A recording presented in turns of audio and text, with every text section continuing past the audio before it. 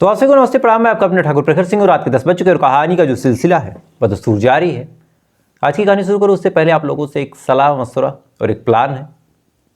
आज से 3 साल पहले जब मैंने यूट्यूब का कैरियर शुरू किया था उस टाइम बिल्कुल अकेला था, कुछ भी नहीं था, कुछ भी पता भी नहीं था कि कैसे क्या होगा, चैनल चलेगा या नहीं चलेगा, क्या जिस उद्देश्य के साथ चैनल शुरू कर रहे हो आखिरी उद्देश्य तो सबका पैसा ही होता है, नेम फेम होता है, तो क्या वो तमाम चीज़ें मिल पाएंगी या नहीं मिल पाएंगी।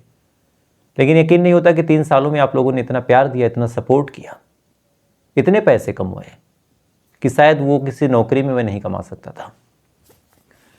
तमाम जगहों पे आप लोगों ने गलत होने के बावजूद मेरा साथ दिया, मेरा सपोर्ट किया। हर एक गलती पे मेरे साथ आप लोग खड़े हुए, मेरी गलतियों को सुधारने का काम आज भी आप करते। जैसे मैं शाह और सा का उच्चारण बोलने में अक्सर गलती कर देता हूँ, लेकिन इसके बावजूद आप लोगों में से कई ऐसे दोस्त हैं जो जानते हैं कि अगला फिर वही गलती करेगा, लेकिन फिर भी कमेंट करके सुधारते हैं। तो मुझे भी लगा कि कुछ अब नया किया जाए, कुछ ऐसा काम किया जाए जिससे आप लोगों को थोड़ा सा बेनिफिट मिले। तो फिर दिमाग में एक आइडिया आया, क्यों ना दिन भर की जो सबसे 10 महत्वपूर्ण खबरें हैं जिन्होंने सबसे ज़्यादा सुर्खियाँ बटोरी और जिसमें आप थोड़े से कंफ्यूज हैं, उसके बारे में एक वीडियो के अंदर 10 ऐसी खबरों के बारे में आपसे बात करूं। ज़्यादा गहराई में ना जाऊं, लेकिन आपको सतही तौर पे बता दूं और बिना पक्ष विपक्ष किए। पॉलिटिकल खबरें भी होंगी और ये वीडियो सुबह आएगी 9 से 10 बजे के बीच।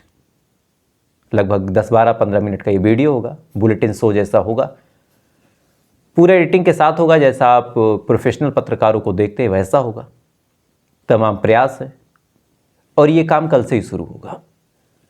और दिन में अगर वक्त मिलता है तो उस टाइम पे एक ऐसी वीडियो आपको जरूर दिखाऊंगा जो उस टाइम सबसे हाईलाइटेड होगी। जैसे अभी मुस्कान वाला केस है, तो क्राइम स्टोरी में क्या दिक्कत है कि इसमें हम ज़्यादा विजुअल्स नहीं यूज करते, लेकिन एक सीरीज़ शुरू होगी जिसमें बाकायदा आप बड़े बड़े चैनलों पे जैसी तस्वीरें देखते हैं, जैसी एडिटिंग देखते हैं, वो तमाम चीज़ें आपको उस वीडियो में देखने को मिलेंगी। तो आपने 3 साल तक जो प्यार दिया अब उसको लौटाने का वक्त आ गया है और अपने तरीके से आपने जो कुछ करा सहा मेरा। अब आपको पूरा एंटरटेन और सारी खबरें सही सही दिखाने की कोशिश। तो दिन में संभवतः 3 वीडियो आएंगी। एक क्राइम स्टोरी होगी रात में 10 बजे, एक सुबह 9 और 10 बजे के बीच, वो देखूंगा अपने कंफर्ट के हिसाब से, मैं टाइम डिसाइड कर दूंगा। उसमें आपको भारत की सबसे बड़ी खबरें जो होंगी वो मिलेंगी पूरे सबूत और तथ्यों के साथ। और दिन में एक ऐसी खबर जो सबसे ज़्यादा चर्चाओं में होगी। तो आप जुड़ के रहिए। प्रखर ट्रू क्राइम आपने अगर सब्सक्राइब किया है तो इसके अलावा आपको कुछ और देखने की ज़्यादा जरूरत नहीं पड़ेगी। ये प्रयास है और इसी के साथ आप लोगों से आशीर्वाद की कामना। और कल जरूर आप जाइएगा, देखिएगा, प्यार दीजिएगा और बताइएगा कि कैसा लगा। एक प्लेलिस्ट बनेगी, तमाम चीज़ें होंगी। खैर, एक अपडेट थी, मुझे लगा आपसे शेयर करना चाहिए नई जोश और नई उमंग के साथ। अब आते हैं आज की कहानी की बात करते हैं। अभी मुस्कान वाली कहानी ठंडे बस्ती में गई नहीं थी कि एक दूसरी कहानी आई। इस कहानी में कत्ल दूसरे रिलेशन का हुआ। जरूरी तो नहीं कि हर बार पति ही मरे, कभी कभार पत्नी भी मर सकती है। अब ऐसा क्यों कह रहा हूं, आप पूरी कहानी सुनिए, फिर आपको समझ में आएगा। तो बिना किसी देरी के अब कहानी शुरू करते हैं। कहानी उत्तर प्रदेश की है। उत्तर प्रदेश में एक जगह लगती बहराइच। कहानी सी बहराइच की है। तारीख 7 मार्च साल 2025। आज से जोड़े तो बामुश्किल 22, आज तो 21 तारीख है, शायद कल आप देखें तो 22 हो जाएगी, तो आप उसी हिसाब से जोड़ लीजिए 15-16 दिन। बहराइच में एक थाना लगता है, नालापारा थाना, और इसी नालापारा थाने के पास एक नहर बसती है। 7 तारीख की बात है, कुछ राहगीर इसी नहर के पास अपने दैनिक क्रिया को करने के लिए गए थे। जैसे ही पहुंचते हैं, पहुंचने के बाद आसपास की चीज़ों पे इनकी नज़र जाती है।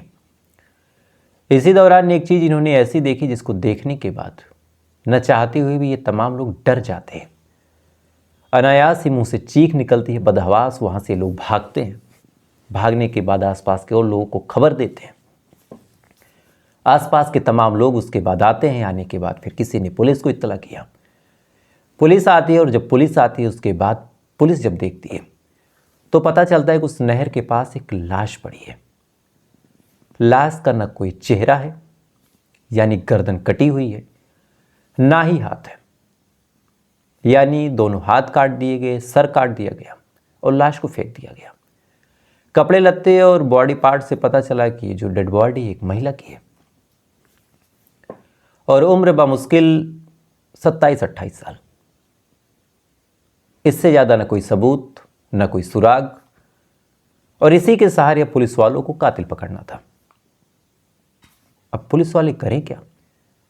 सबसे पहले बॉडी अपने कब्जे में ली, पूरे इलाके को सील किया, उस पूरे इलाके को अच्छे से टटोला, तलाश किया कि कोई सबूत, कोई सुराग तो मिले। उस महिला का सर और हाथ खोजने की भी कोशिश हुई, वो भी नहीं मिला।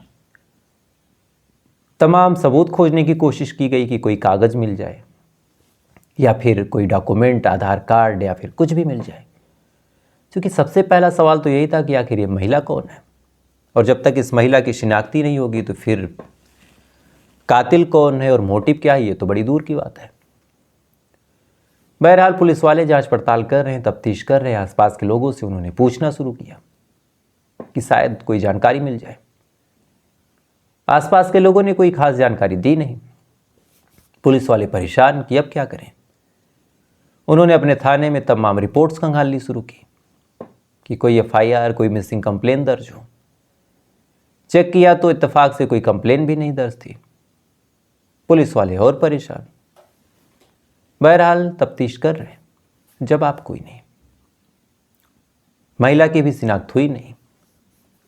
अच्छा, आमतौर पे ऐसे केसेस में पुलिस वाले, एक तस्वीर होती है जो महिला की लाश की, वो लोग निकालते हैं, उसको साझा करते हैं सोशल मीडिया पे, तमाम ऐसे ग्रुप संचालकों को दे देते हैं जो सोशल मीडिया पे थोड़े एक्टिव होते हैं, तो लोकल व्हाट्सएप ग्रुप में शेयर हो जाता है।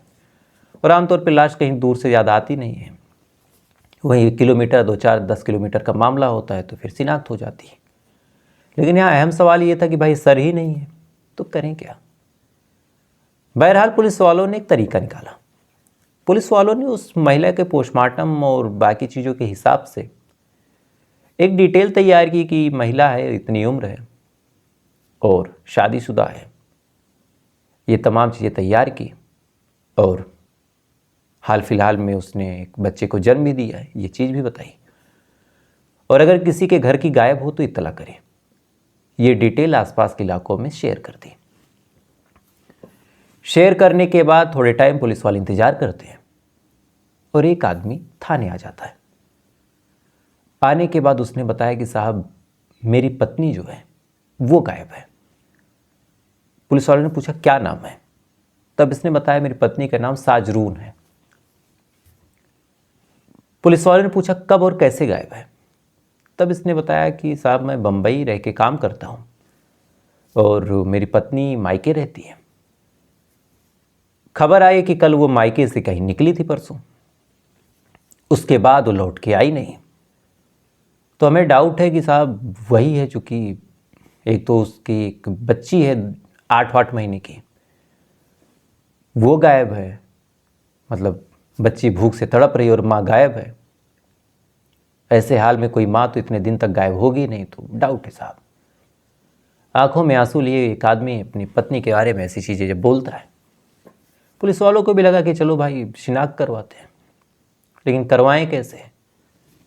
बहरहाल बॉडी दिखाते हैं, बाकी हाथ पाँव और डील से, कपड़े से पहचानने की कोशिश करते और आदमी कहते हैं साहब शायद यही है, क्योंकि 2 दिन पुरानी डेड बॉडी थी तो थोड़ा कलर वलर भी फेड हो गया था। अब पुलिस वालों ने कहा चलो मान लेते हैं, लेकिन अब कातिल कौन है। पति ने कहा साहब मुझे क्या पता, मैं तो खुद अपनी पत्नी को खोजते हुए यहाँ आया। पुलिस वालों ने कहा अच्छा एक बात बताओ, क्या किसी पे डाउट है कि कोई कर सकता है या फिर किसी के करने के इरादे ऐसे आपको लगा हो। पति ने कहा कि नहीं साहब, मेरी पत्नी बड़ी नेकदिल महिला थी, किसी से कोई लड़ाई झगड़ा नहीं। हम दोनों तो बड़े खुश थे, चूँकि एक बिटिया हुई थी, उसके बाद एक बेटा हुआ, अभी 8 महीने का है, तो घर परिवार भी बढ़िया चल रहा था। मैं बम्बई में ठीक ठाक कमा लेता हूँ, अपनी पत्नी को ठीक ठाक पैसे भेज देता हूँ, हमारी कभी कोई लड़ाई झगड़ा हुआ नहीं। अब पुलिस वाले बड़े कन्फ्यूज कि भाई पति खुद खोजते हुए आया, अच्छा पति को भी टटोला कि शायद पति कुछ छुपा रहा हो या फिर पति कुछ जानता हो, कहीं पति तो नहीं इन्वॉल्व है। लेकिन उसकी बातों से कोई डाउट हुआ नहीं। अब पुलिस कहे कि ये क्या मामला, लेकिन एक सवाल पुलिस वालों को खटक गया कि इन्होंने जो पता बताया वो क्राइम सीन से लगभग 5-6 किलोमीटर दूर है, और 5-6 किलोमीटर दूर एक लड़की आती है तो आई कैसे? तो क्या किसी ने इसको कॉल किया होगा, किसी से मिलने आई होगी, या फिर कत्ल कहीं और हुआ? बहरहाल ये तमाम चीज़ें पुलिस वालों के जहन में आता है तो उनके दिमाग में एक आइडिया आता है कि क्यों ना इस महिला की कॉल डिटेल खंगाल लें। कॉल डिटेल खंगालेंगे, पता चल जाएगा कि भाई कौन कौन कांटेक्ट में, किससे बात होती है। इसके बाद पुलिस वालों ने कॉल डिटेल खंगाली। जब कॉल डिटेल खंगाली तो एक नंबर मिला जिससे लास्ट टाइम बात हुई थी, और ये नंबर था आसिफ का। पुलिस ने कहा भाई आसिफ कौन है? थोड़ा सा और डिटेल निकाली तो पता चला कि आसिफ एक ऐसे शख्स है जिनसे इस महिला की घंटों घंटों बात होती है। और ये जो आदमी है आसिफ, ये महिला के मायके जिसका नाम चमरपुरवा है, इसी चमरपुरवा का रहने वाला है। अब ये बात जब पुलिस वाले देखते हैं तो कहते हैं चलो एक काम करो, आसिफ की कुंडली खंगालो। आसिफ की जब कुंडली खंगालते हैं और साथ ही उसके मोबाइल की लास्ट लोकेशन निकालते हैं तो लास्ट लोकेशन वहीं मिली जहां ये क्राइम सीन था। उसके बाद फिर क्या था, आसिफ की तलाश हुई। जब तलाश हुई तो पता चला आसिफ तो नेपाल जा रहा। अब पुलिस वाले फिर बड़े परेशान कि अगर ये बंदा नेपाल निकल गया तब तो बड़ी दिक्कत होगी। फौरन पुलिस वाले घेराबंदी करते हैं, जैसे तैसे करके उसकी डिटेल्स खंगालते हैं, पता करते हैं कि आसिफ कहाँ है, किस रास्ते से भाग रहा। जब ये तमाम चीज़ें पता करते हैं तो अंत में आसिफ की लोकेशन मिलती है। लोकेशन मिलने के बाद आसिफ को पुलिस वाले गिरफ्तार करते हैं। अब चूंकि आसिफ भाग भी रहा था और लोकेशन भी मिल गई तो फिर ज़्यादा डाउट था नहीं कि यही कातिल है। बहरहाल पुलिस वालों ने पूछताछ शुरू की। शुरुआत में आसिफ इधर उधर की कहानियां बताता रहा, लेकिन अंत में आसिफ ने अपना मुंह खोला। मुंह खोलने के बाद आसिफ ने पूरी कहानी बताई और कहा कि हाँ साहब, मैंने ही मारा है। पूछा क्यों? तब उसने पूरी वजह बताई। दरअसल शादी के बाद से ही आसिफ से साजरून के नाजायज़ ताल्लुकात थे। साजरून आसिफ के प्यार में पागल थी। इधर पति बाहर रहता था। इसका फ़ायदा ही साजरून और आसिफ को ये हुआ कि जब भी मौका मिलता साजरून मायके के बहाने आ जाती और मिल लेती। आसिफ को भी लगा कि चलो बढ़िया है भाई, क्या दिक्कत है, मेरा कुछ लगना नहीं है, मेरा कुछ जाना नहीं है, मेरा कोई नुकसान भी नहीं है। ये तमाम चीज़ें आसिफ बड़े ऐशो आराम के साथ मज़े करता रहा। लेकिन इधर जो साजरून थी वो आसिफ के प्यार में सीरियस होती चली गई। उसने कहा भाई शादी करो मुझसे। आसिफ को लगा यार एक गजब गले पड़ गई। दिमाग में ख्याल ये भी था कि ये 2 बच्चों की माँ, इससे क्यों शादी करूं? यूज़ करने के लिए ठीक है, भोग विलास के लिए ठीक है, लेकिन शादी क्यों करूं? अब आसिफ पीछा छुड़ाने लगा। इधर आसिफ जब लगातार पीछा छुड़ाने लगा तो साजरून जिद पकड़ने लगी कि नहीं करो नहीं करो, मुझसे शादी करो तुम। तो ये तमाम चीज़ें जब ये देखता है तो फिर इसके दिमाग में आता है कि एक काम करो, निपटा दो। लेकिन निपटाएं कैसे? तब इस दौरान भी मूवीज़ का जो असर होता है, इन्फ्लुएंस होता है हम सबके दिमाग में, वो भी आप देखिए कि आसिफ ने एक मूवी देखी थी सालार। सालार में जो मेन हीरो था वो एक हथियार का उपयोग करता था काटने के लिए।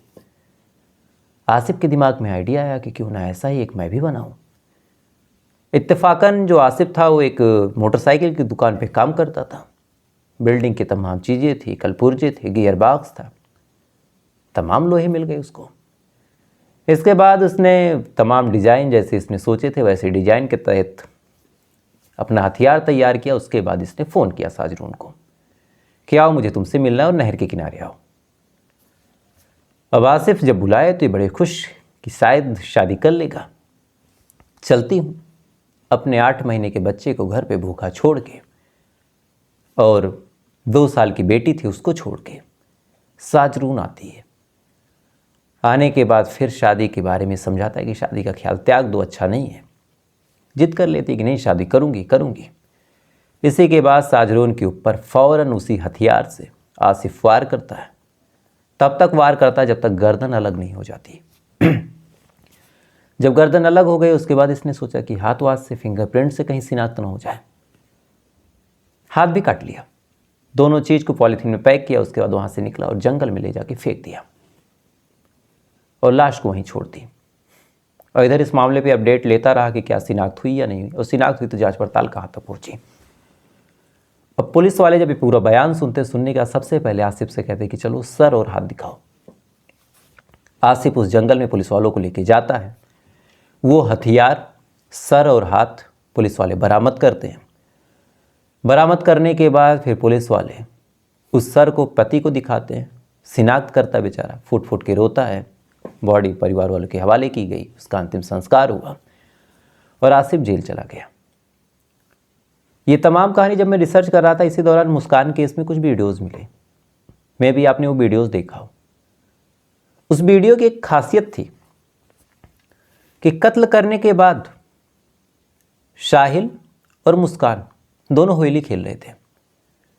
ना ही आंखों में कोई डर था, ना ही जहन में कोई खौफ, दोनों होली खेल रहे थे। उससे पहले एक वीडियो वायरल हुआ जिसमें हमने बड़े स्पष्ट तरीके से देखा कि मुस्कान और उसका पति सौरभ और बिटिया जो बेचारी थी फूल सी बच्ची, ये तीनों लोग डांस कर रहे हैं। और उस टाइम भी मुस्कान की आंखों में ना कोई नफरत थी, ना कोई घृणा।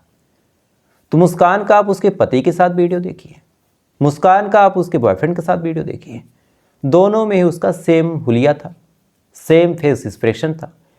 यानी आप कहीं से भी ये बात डिसाइड नहीं कर सकते कि मुस्कान किसके साथ खुश है, किसके साथ नहीं। और दूसरा वीडियो देख के आप ये डिसाइड भी नहीं कर सकते कि ये वही मुस्कान है जिसने कुछ टाइम पहले कत्ल किया। तो आज के टाइम में नाजायज़ संबंध, उसमें कत्ल होने के बाद नॉर्मल रहना। यहाँ हम लोग जब छोटे थे बचपन में कोई घड़ी वड़ी भी टूट जाती थी, कप वप टूट जाता था तो भी डरे रहते थे कि भाई आज तो पिटाई होगी, पापा तो बढ़िया कूटेंगे, मम्मी भी मारेंगी। लेकिन आज सोचिए कत्ल करने के बाद लोग नॉर्मल है, होली खेल रहे हैं, मन में शायद कोई डर नहीं है, उनको पता है कि हमारा प्लान फुल प्रूफ है। और इसी वजह से क्राइम रेट भी बढ़ता चला जा रहा, चूँकि लोगों के अंदर कॉन्फिडेंस है। खैर, तो फिलहाल ये थी पूरी कहानी। और जाते जाते फिर से आपसे वही क्वेश्चन है कि भाई ये मेरा सुझाव आपको कैसा लगा, ऐसा करना चाहिए। उम्मीद है आप लोग इस चीज़ का स्वागत करेंगे। पूरी दुनिया की तमाम बड़ी खबरें, पूरे सबूत, पूरे सुराग, कहाँ से वो न्यूज़ उठाई गई वो आपको बताऊंगा, क्या सोर्स है उसका, क्या एक्चुअल वीडियो क्या है। ज़्यादातर लोग ये बोल देते हैं कि मीडिया के हवाले से खबर मिली, लेकिन कौन सी मीडिया के हवाले से, वो चीज़ें भी आपको दिखाऊंगा ताकि सोर्स आप हमेशा वेरीफाई कर सकें और एक भरोसा और पारदर्शिता बनी रहे, तभी आपकी नज़रों में मैं अच्छा रहूँगा। खैर, तो फिलहाल ये थी पूरी कहानी। और इस कहानी के बारे में आप क्या कह रहे हैं कमेंट कीजिएगा और ज़रूर आप सब्सक्राइब कर लीजिएगा और सुबह का इंतज़ार कीजिएगा। तब तक मिलते हैं किसी खबर के साथ, तब तक अच्छे रहिए, खुश रहिए। जय हिंद, वंदे मातरम।